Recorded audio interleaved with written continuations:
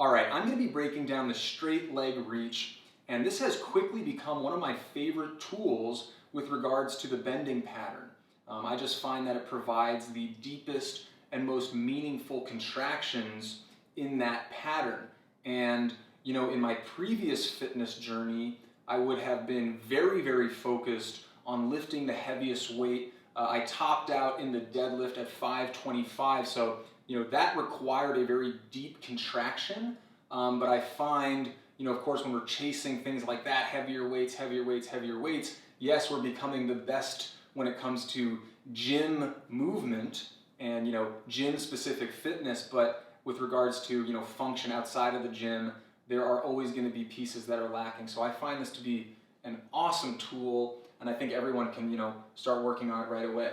It is different than our body weight single leg deadlift, where if you think about our, you know, traditional deadlift patterns, soft in the knee, you know, pushing hips back, allowing our knees to bend as we push the hips back, touching the floor and standing up. The straight leg reach is different in that it's in the title, it's in the name, we're keeping the leg straight.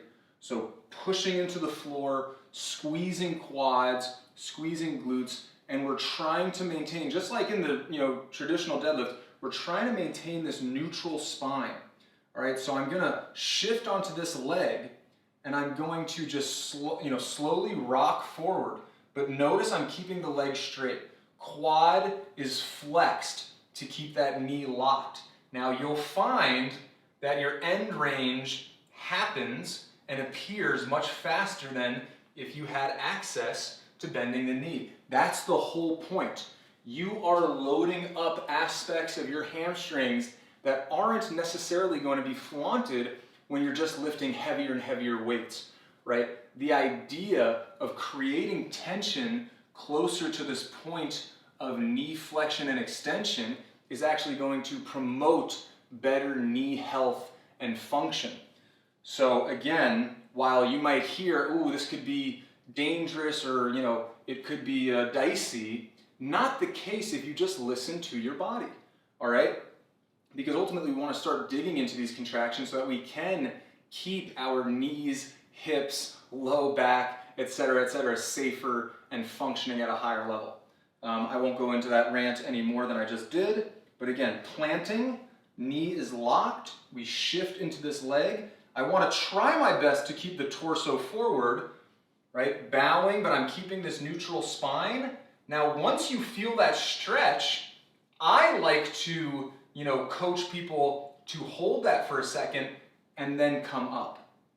I prefer to not put that foot down in the middle of a set. I'd rather maintain the balance and try to go back to that position. Now, you might get here, and I'll just show it from the side. Let me make sure I'm in frame. You might get to here and feel that stretch already, right? In that case, just try to lift the back leg a little further and then come back, all right? Again, if you feel the tension here, that's all right, right? It means that you have room for growth right away, right? So it allows you to recognize where you can push to, areas of weaknesses that, oh my goodness, if you just work on those, think about what will happen as far as glute, hamstring strength, you know, strength in the base of your spinal erectors, etc., etc. So it's actually a good thing if you're noticing, oh, I got some deficiencies. Great. You know that you have a place to go to with regards to more optimal function. Okay, so just one more time on going through these reps. Straight leg, bowing forward. I like to keep this leg straight. When I find my end range, I'm not trying to round to get deeper. I'm maintaining that neutral spine, trying to lift this leg a little higher. For me, that helps me feel additional tension through my hamstrings and glutes. Then I'm up, trying my best not to put this leg down, and then I'm right back to it, right? So you will find that there is potency in just a few reps. Now, it's not always easy figuring out where you should put this into your workouts. Obviously, I'm a professional coach, so I recommend people working with coaches. But certainly, you can experiment with this in your own time. That's that on the movement. Have fun with it, and have fun implementing it into your fitness practice.